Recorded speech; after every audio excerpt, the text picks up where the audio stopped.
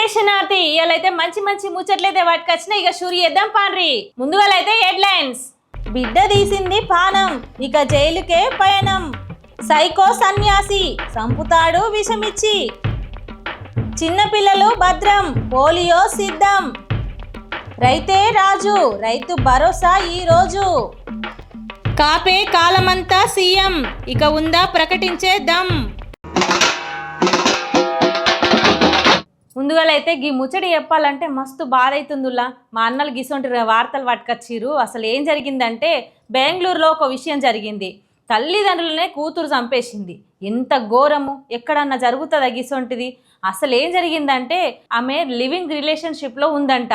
కొన్నాళ్ళుగా ఉన్న కొద్దీ తల్లిదండ్రులు ఎంత ఖండించినా ఈనకపోయే వరకు అసలు ఆయనతోనే ఉన్నదంట. అసలు ముచ్చట ఏందంటే అలా నాయన పేరు మీద ఆస్తులు ఉంటాయి కదా, అవన్నీ బ్యాంకులో పెట్టి లోన్ తీసుకొచ్చిరంట. మొత్తం 30 లక్షలు అంట. ఇంకేముంది, అవన్నీ అప్పు కట్టాలని బ్యాంకు వాళ్ళు ఫోన్లు చేస్తారు కదా, ఎంతకు కూడా కట్టకపోయేసరికి బ్యాంకు వాళ్ళు చాలా మంది ఇబ్బంది పెట్టిరన్నట్టు. ఇక ఇట్లా ఇబ్బంది పెట్టేసరికి తల్లిదండ్రులు ఎంత మందలించినా కూడా అస్సలు ఈనలేదంట గా పిల్ల. మొత్తానికైతే 30 లక్షల అప్పు బ్యాంకు వాళ్ళు కట్టకపోతే ఎట్లుంటుంది? ఇక వాళ్ళు ఫోన్ల మీద ఫోన్లు చేసి దమ్ దమ్ చేస్తారు. ఏముంది, ఇంట్లో పెద్ద గొడవైంది. ఎంతకి చెప్పినా తల్లిదండ్రులు చెప్పినా అస్సలు ఇనలేదంట. ప్రియుడితోని కలిసి మొత్తానికైతే ఒక స్కెచ్ అయితే వేసింది, తల్లిదండ్రులను చంపేసింది. అటెనక ఒక చెల్లె కూడా ఉందంట. అది ఏ పోటీదో కానీ నిజంగా దాన్ని నిలువున నరికేయాలి, పాతి పెట్టాలి. గిసొంటి ఆడోళ్ళు కూడా ఉన్నారంటే భూమి మీద అసలు భూమికే బరువు అన్నట్టు. అయినా గింత ఘోరం ఏడ జరగదుల్లా.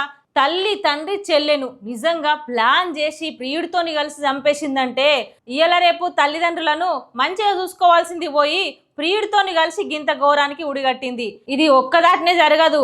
ఇయ్యాల రేపు తల్లిదండ్రులను గౌరవించే పోరగాళ్ళు లేనే లేరు దునియాల. ఇగేముంటది, జైల్లోకి వెళ్ళి ఊసలు లెక్క పెట్టుకుంటా కూసునుడే. మీకు ఒక వింత న్యూస్ చెప్పాలి. మీరంతా గా స్పైడర్ మూవీ చూసి రానుల్లా.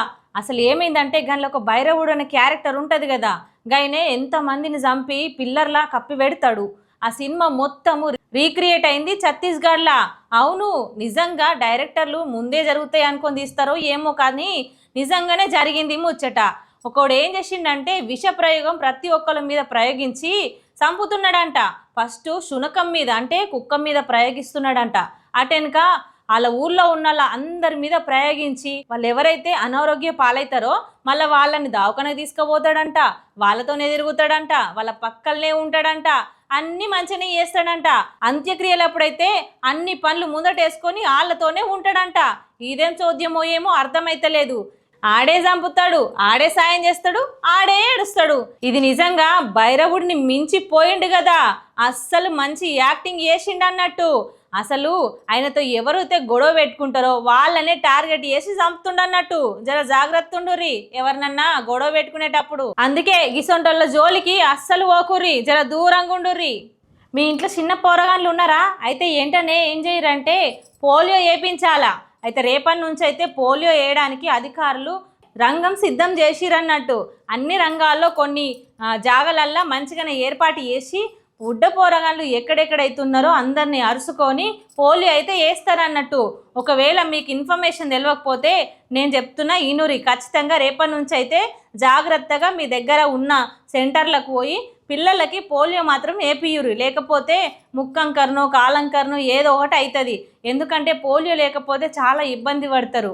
మొత్తంలోనైతే 40.97 లక్షల మంది పిల్లగాళ్ళు ఉన్నారంట. ఇక వీళ్ళందరికీ వేయాలంటే కూడా కొన్ని దినాలు పడుతుంది కదా. అందుకనే జల్దీ మీరు పోయి ఏపిస్తే మంచిగా ఉంటుంది. పోరాళ్ళకైతే ఇప్పుడు స్కూల్ స్టార్ట్ అయినాయి కానీ అంత పెద్ద పిల్లగాళ్ళు ఏం పోరు. 5 ఏళ్ల లోపు ఉన్న పిల్లలకైతే పోలియో అయితే కంపల్సరీ ఏపియాలి. దగ్గరున్న సెంటర్లకు పోయి ఏపియురి. మొత్తానికైతే జూలై 1 వరకు ఖచ్చితంగా పొడిగిస్తామని కూడా అధికారులు చెప్పుకొచ్చిర్రు. రైతు భరోసా అందరికీ పడుతుందా లేదా? పడకపోతే ఒక ముచ్చడి చెప్తా ఈనూరి మీకోసమే. రైతులందరికీ నిజంగా పాస్బుక్ ఉన్నోళ్ళకి 6,000 రూపాయలు వస్తాయి కదా. అవి మళ్ళా ఎవరికైతే 6,000 రూపాయలు పడాయో, కొత్తగా ఎవరికైతే పాస్బుక్లు కావాలో వాళ్ళందరికీ అప్లై చేసుకునే అవకాశం ఉందన్నట్టు. ఈ జూన్ 15వ తారీఖు నుంచి అయితే ఖచ్చితంగా షురూ చేసుకోర్రి. బ్యాంకుకు పోయి అన్ని డాక్యుమెంట్లు అయితే ఇయ్యూరి. ఎవరి పేరు మీద అయితే భూమి ఉంటుందో వాళ్ళ పాస్బుక్, అటెనక ఆధార్ కార్డు, పాస్బుక్ మీద ఫ్రంట్ పేజ్ ఉంటుంది కదా, ఫోటో తీసి అయితే ఏఈఓకి సబ్మిట్ చేయాలంట. అక్కడ సబ్మిట్ చేసిన తర్వాత ఇప్పుడు వచ్చే రోజుల్లో ఖచ్చితంగా మీకు కూడా ఎకరానికి 6,000 కూడా వస్తాయి. ఇక ఇప్పటి వరకైతే ఎవరికైతే లేదో వాళ్ళు ఖచ్చితంగా అప్లై చేసుకోర్రి. ఎందుకంటే ఎకరానికి 6,000 వస్తే ఇంత భూమిలా ఏదైనా వండించుకోవచ్చు కదా. రానోళ్ళు ఎవరైనా ఉంటే వాళ్ళ కోసం చెప్తున్నా ఈ ముచ్చట. కాపులను సీఎం అభ్యర్థిగా ప్రకటించే దమ్ము వైసీపీ ఉందా అని ఎంపీ ఉదయ్ ప్రశ్నించిండు. అసలు ఏం జరిగిందంటే ఇటీవల వైసీపీ కాపు నాయకుల మీటింగును పంతం నానాజీ ఒక మాట అన్నాడంట. గదేనుల్లా కుక్కల మీటింగు అన్నాడంట. ఇక గాముచ్చటికి మొత్తం ఫైర్ అయిపోతున్నారు ఈ విషయం మీద. జనసేన అధికారంలోకి వస్తే కాపు పవన్ కళ్యాణ్ సీఎం అవుతారని హెచ్చరించిరంట. వైసీపీ నేతలు కులాల మధ్య చిచ్చు పెట్టాలని అనుకుంటున్నారని ఆరోపించిండు. గివినుల్లా ఇయాల్టి ముచ్చట్లు. మళ్ళీ నీ ముచ్చట్లతోని మళ్ళీ కలుస్తా పోయేస్తా.